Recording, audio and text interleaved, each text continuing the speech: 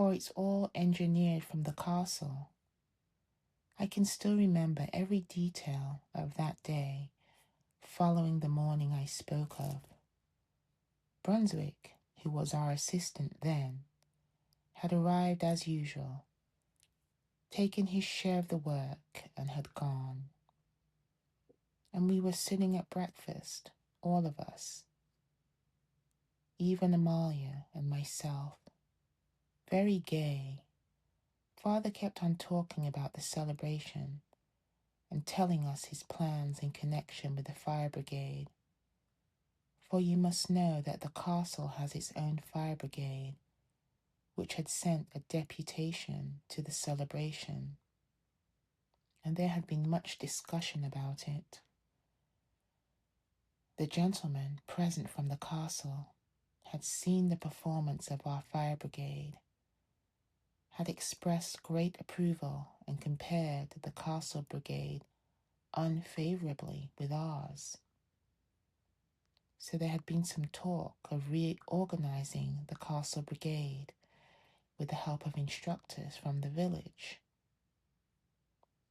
There were several possible candidates, but Father had hopes that he would be chosen. That was what he was discussing, and in his usual delightful way had sprawled over the table until he embraced half of it in his arms. And as he gazed through the open window at the sky, his face was young and shining with hope. And that was the last time I was to see it like that. Then Amalia, with a calm conviction we had never noticed in her before, said that too much trust shouldn't be placed in what the gentleman said. They were in the habit of saying pleasant things on such occasions, but it meant little or nothing.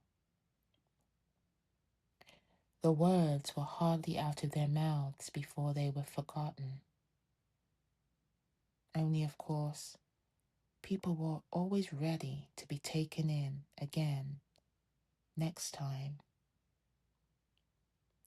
Mother forbade her to say things like that, but Father only laughed at her precocious air of wisdom. Then he gave a start and seemed to be looking round for something he had only just missed. But there was nothing missing, and said that Brunswick had told him some story of a messenger and a torn-up letter.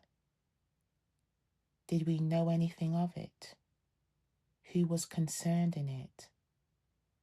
And what it was all about? We kept silent.